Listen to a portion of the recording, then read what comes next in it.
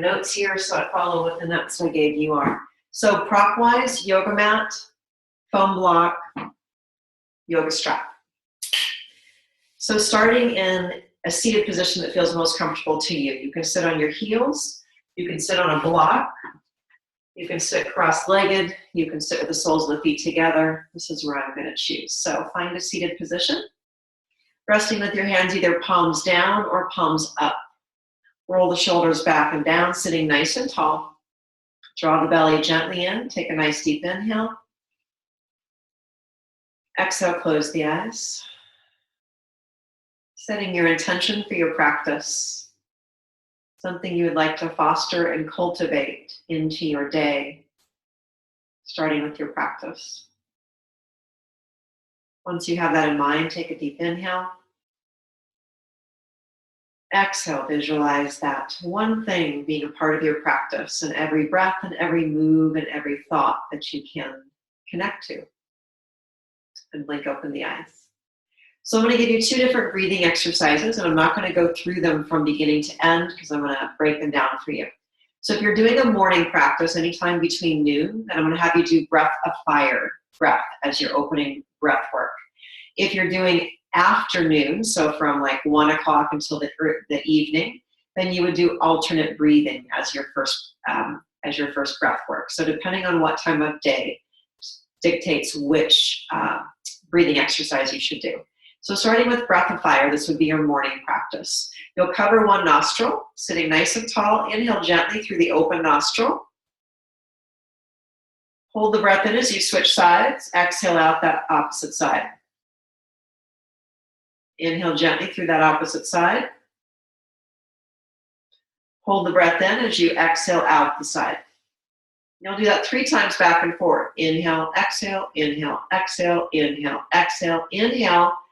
Remove the hands and exhale out both nostrils with 3 regular breaths. That's your alternate breathing, I just realized. That's your evening breath. I'm a little off today. So going back to your morning breath, which is breath of fire. So morning breath, place the hands at the belly, and you want the belly to be able to press out and draw in, press out and draw in. And just like the Tony Robbins priming exercise, it's drawing the belly in as you exhale. You're using your nose to exhale, and the focus is on the exhale. So we're going to take a nice deep inhale, and we're going to start to do sharp staccato exhales up to 12 to 15, as many as you can do. So inhale.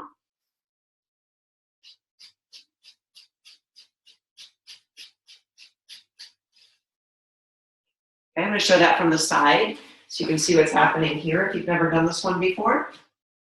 As I inhale, I fill the belly. On each exhale, I'm drawing the belly in. Inhale.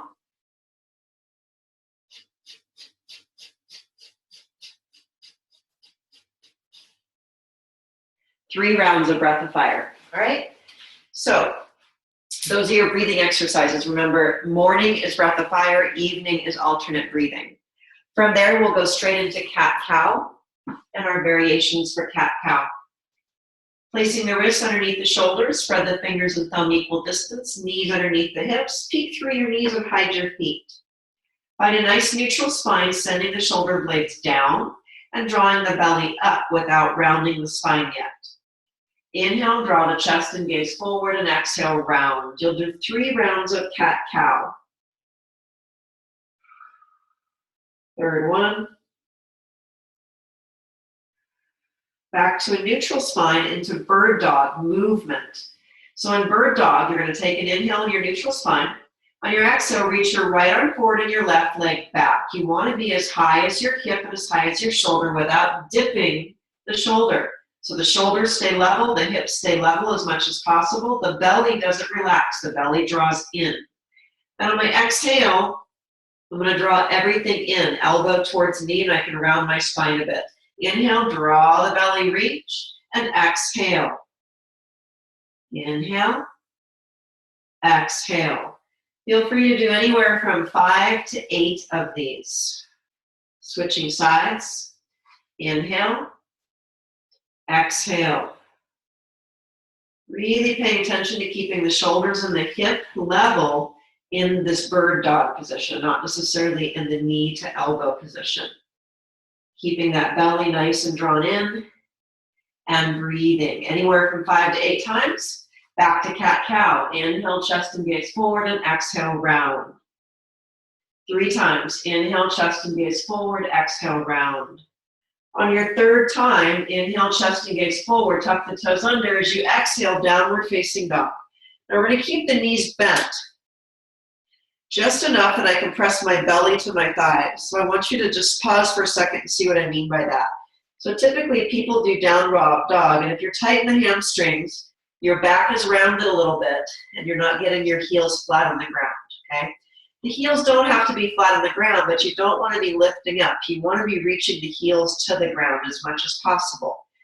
Now, what we're going to do is modify that by drawing the knees towards the nose just a little bit. Notice I didn't change my body position. I just bent the knees a bit. And then I can press my belly to my thighs, and you notice that my spine is much rounder now. And then I draw the belly in. All right. From there, come back to knees. Cat-cow. Inhale. Exhale. Inhale, tuck the toes. Exhale, keep the knees bent as you press long into your modified downward dog. It's less about lengthening the hamstrings right now. It's more about cat-cow again. Inhale forward, exhale round. It's more about lengthening the spine. The spine is more important than the hamstrings right now. Good. Then hold your 3rd one after you do that 3 times, and you're just going to walk the dog. So send the right heel down. You can bend the left knee a little bit more. Try to really touch that right heel. In fact, you can kind of lean into it, kind of play a little stretch there.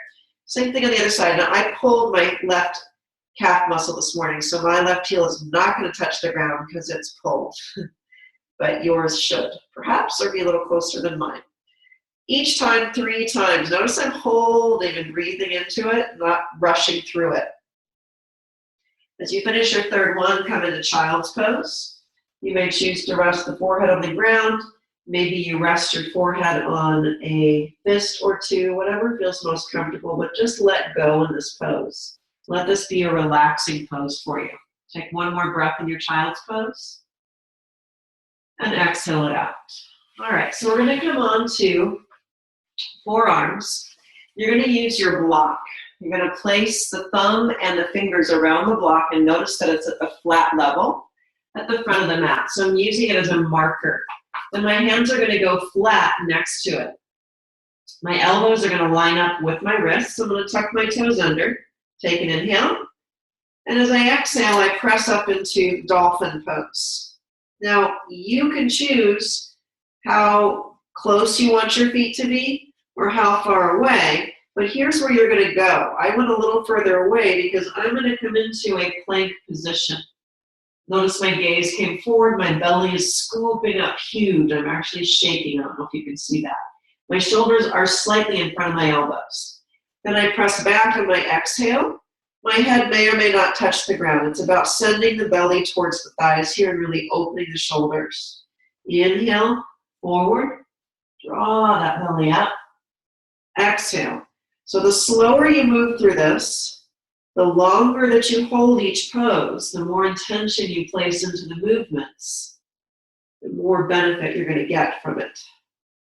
After 3 of those, come back to child's pose and rest. That should be creating a little bit of heat. All right. Next, we're going to go into that dolphin again. So same setup with the hand at the block, elbows in line with the wrist, tuck the toes. But this time, I'm going to walk in as close as I can handle and draw my gaze straight down below me here. If that hurts the neck, just let the head hang. Stepping my left foot towards the center, reaching the right leg up. And switching, holding for about 1 breath.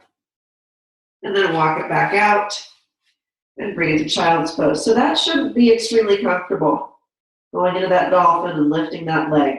But your breath should be comfortable. So I want you to play with physical discomfort and breathing, finding your comfort through your breath, okay?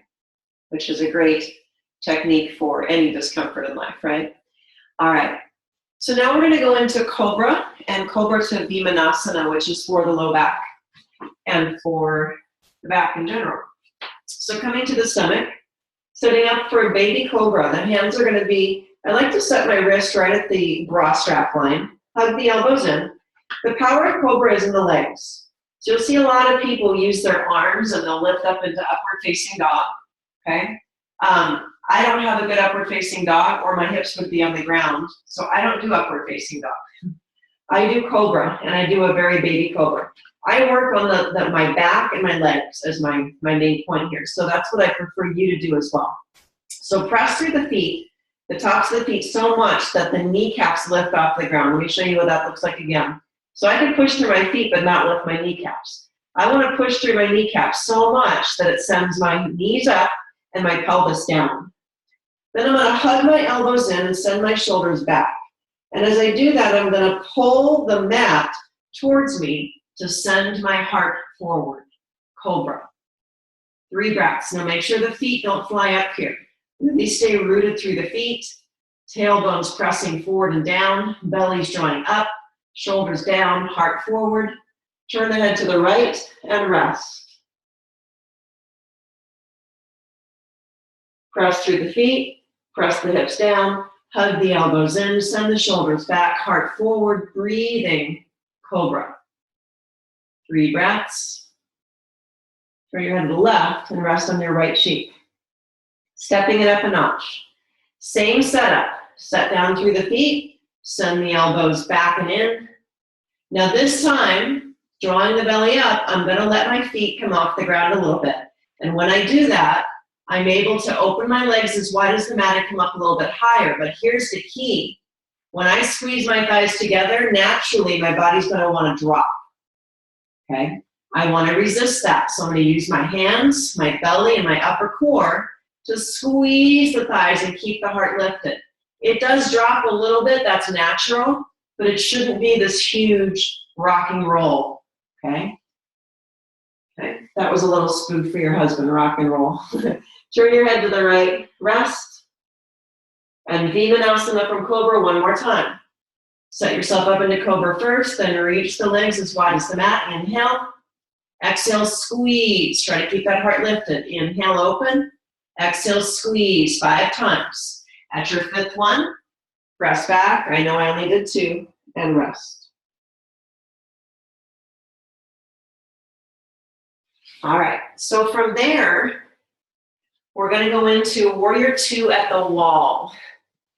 This might be kind of funky as I stand up. I'll make sure you can still see me. Well, you can see my body at least. So the block, here's the wall, here's my shin bone. So when I go to the wall, I'm going to place my big right toe at the wall. As I start to bend my right knee, I wedge the block between my shin bone and the wall. Then I'm going to inch, and it might fall down, just reset it. I'm going to inch my left foot back as far as I possibly can. I'm going into a very wide Warrior 2, probably wider than you may have ever done if you've never done this before. Now, I want to really push my shin bone into the block. That's why I use a foam block and not a wood block. Push that shin bone into the wall. Make sure the back knee doesn't bend, which is typical for people. Think of sending that thigh to the wall behind you. Draw the belly up. The right hand is at the wall. The left hand is behind you. The chest is rotating, so there's a spinal twist through the upper chest, the thoracic spine, but then your head is rotating towards your front leg and front hand. So there's 2 twists. My chest is going to the left. My head is going to the right. 5 breaths here. Switching sides. The left big toe will go to the wall. Wedge the block between your shin bone and the wall. Keep that pressure there as you edge your right foot back as far as you can. Go really wide. And working on a yoga mat will give you the stickiness to do that. Make sure that back leg is not bent. Send that thigh back. Send the shin bone into the wall.